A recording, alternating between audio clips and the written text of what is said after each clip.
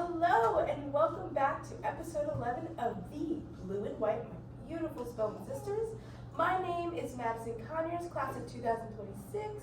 I'm a pre-med health science major from Raleigh, North Carolina.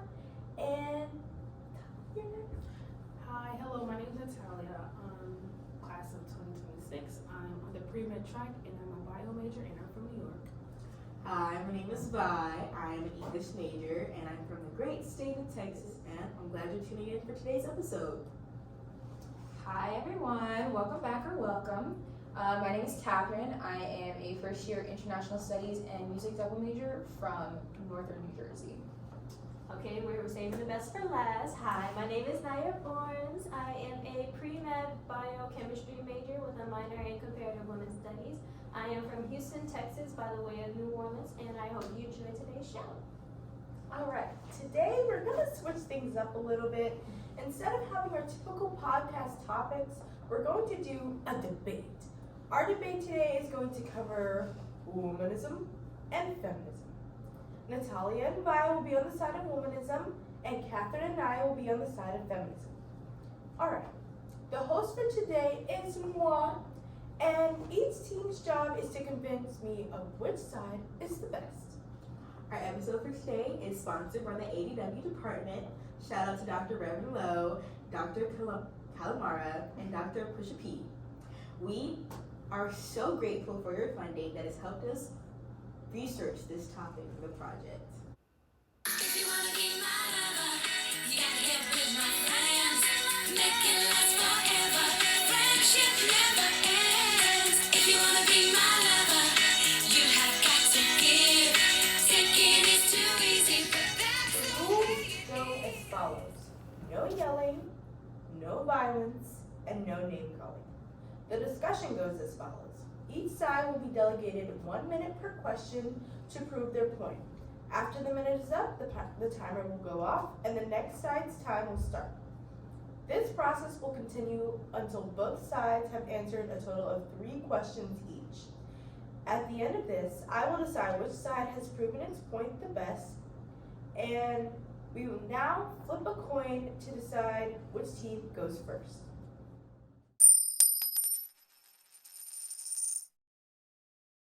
Alright, the first question is for the side of feminism. What is feminism? So feminism is a socio-political movement that advocates for women's equality in all facets of society. This includes equality politically, socially, economically, and when we're looking at it historically, it's typically separated into 3 main waves. The first wave of feminism dealing with property rights and the right to vote. The second wave focusing on equality and anti-discrimination, and the third wave, which started in the 1990s as a backlash to the second wave's perceived privileging of white straight women. Alright, the second question is for the side of womanism. What is womanism? So, womanism was coined by the author and activist Alice Walker in the 1982 publication of Searching for Our Mother's Garden. Fun fact about Alice Walker, she also attended Spelman, and this experience has also shaped the way she views women empowerment and activism. Her definition of womanism goes as follows. There's 4 different separate definitions that she uses, and each person who identifies as a womanist can take a little bit of each and use it as their definition. So the first one is that it's a term that is derived from the word womanish, which is the opposite of girlish, which is frivolous, irresponsible, and not serious. And she makes it a point to say that womanists are very serious and responsible people. They want to know more in greater depth than is considered good for one. They are also known as Black feminists or feminists of color. So the second definition goes into depth in the sense that women who love other women sexually or non-sexually, but it also goes into the fact that womanism is not a separate cause where there is a separate identity between men and women. It's also saying in this definition that you can love men individually, sexually or non-sexually, and that is not differ from your womanism beliefs. The third definition is a more abstract definition. It talks about how Black culture is influenced in what our empowerment is. It talks about how we love music, love to dance, love the the moon, love the folk, love ourselves regardless. And the last one is my favorite definition. It says that womanism is to feminism as purple is to lavender. It's a commentary on how both movements are very similar, however, they are also very different. Okay. The third question will be for the side of woman or feminism. What separates feminism from womanism? Okay, well, first things first, feminism is for more known. If you actually tend to ask people what they are they a feminist or not, they'll say yes. If you do ask them if they're a womanist or not, they might not know what that is. I'm gonna be honest, I didn't know what womanism was or even existed before we actually did this project. And even if I typed in Google, my autocorrect kept going into saying it was Romanian or humanism. Second, while womanism tends to deal with many types of oppression, feminism only focused on women's rights, which the movement or the advocacy was created for. Another difference is that feminism came first. It was created in 1848 during the women's suffrage movement, while womanism was more kind of recent, but as I stated earlier, created in 1983. It's also had several movements since its creation, while womanism is just getting started. Okay. The fourth question is going to be for the side of womanism. What separates womanism from feminism? Womanism separates from feminism because of the praxis of womanism is a social change based on the perspective of Black women and women of color and on their everyday experiences and the standard methods of solving problems in small spaces. Alice Walker coined womanism because she felt as though the feminist movement did not support Black women or women of color, and it caused cruelty towards men when the womanist movement allows equality and the values of men and women to be equal. Okay. The fifth question will be for the side of feminism. Why is feminism better for women? So when talking about really feminism versus womanism, it's really important to kind of look at when womanism came about, which was, in the time of Alice Walker, which was really closer to that second wave of feminism.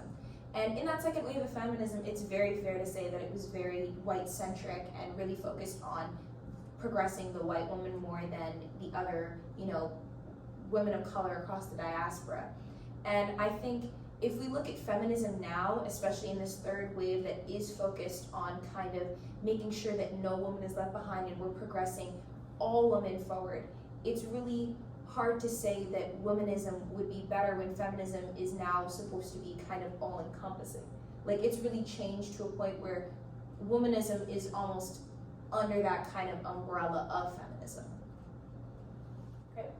The sixth question and final question will be for the side of womanism. Why is womanism better for women?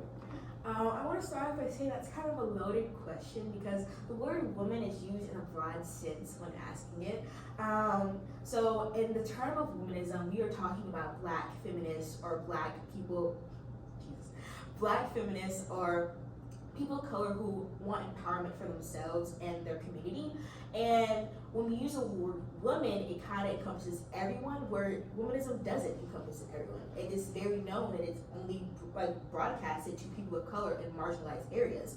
It is not a separatist ideal. It is not because they want to exclude white people or people who aren't predominantly people of color. It's more because our voices weren't heard in the feminist movements back in the day.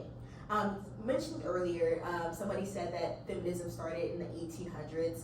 However, those first movements did not include our people, and it is seen in Alice Walker's definition and research, and that is why she coined this term and movement, to make sure that Black people and people of color are seen and heard. So answering the question, which one is better for women, it's more in the sense of which one is better for Black women, and answering the question for womanism. So I believe womanism is the best way to empower our people, and our people being Black. And therefore, if white women do feel neglected in this movement, it is because they aren't invited. Thank you. Okay. Thank you to both sides for your points and views. Now we will open up the floor for a group discussion. And starting our group discussion will be Natalia. How do you guys feel about the differences between feminism and womanism? I think now I have a much better understanding of womanism. Similar to Naya, I didn't really understand or really know what womanism was. And after doing some research and hearing all of you guys' points and views about was womanism and feminism, I now have a much clearer understanding of it. And now I can say that I'm a womanist. So, Okay, say the question one more time. How do you guys feel about the differences between Okay. womanism and feminism? There are, like Catherine said, I think they're all under like the same umbrella thing. It's just that womanism is just like more, I'm gonna mess up this word, specific to the people of color. And like Catherine did say, that it was created during a time where, like, of course, like, I think it was created during like around the, I wanna say where the civil rights movement was very, very new. And of course, it was like either you were white or you were colored. And so that's why that she was really created. But I mean, like, there's, like I said earlier, it's just lavender to purple. It's just a different topic. Like, same topic, same definition, just a little bit more specific. I think the beautiful part about womanism is talking about intersectionality, which isn't really mentioned a lot when we talk about these empowerment groups. Black women go through a whole separate list of struggles that white women will never know or understand, simply because they just won't ever know or understand. Because race and sexuality and sexual orientation and gender all play a part into what we are and how society affects us and our individuality. I think that, like, I totally agree. I think womanism I think it was brought about at the perfect time where it was needed. I think the good thing that's happened in recent years is that I think we as a society have become not perfectly cognizant, but slightly more cognizant of the ideas of intersectionality. So I don't think that it's that womanism has become bad in any sense. I think it's that feminism has been forced to improve itself because of the existence of womanism. Like, feminism has been forced to evolve, and it can't say that, like, it has to acknowledge the fact that it was very white-centric, and now that we talk about intersectionality, it's almost like people have become more cognizant, and we can say that, like, feminism has to evolve to include everybody and be cognizant of what everybody struggles with, that, like, not every woman's struggle is the same because of, you know, there are differences even in the idea of woman. But I think the nice thing about having an overarching movement is the fact that at the end of the day, we still can come together on the issues that affect all women, be it differently, but still affects all women. So, before we play our outro, we just want to say that personally, we're all really for womanism, and as Naya and I, we really took on the role of advocating for feminism, really for the sake of the debate, but it's just allowed us to all kind of get a deeper insight on both sides. Not saying that we are gonna do womanism. It's more of a, hey, it's up to you. It's really in the eyes of the beholder which side you are truly on. So, we're gonna thank you guys for turning into today's podcast. We really enjoyed making this episode. If you like this podcast, please let us know down in the comments below. We post every Tuesday and Thursday. Make sure to tune in next time when we discuss Clark's embarrassing loss to Morehouse.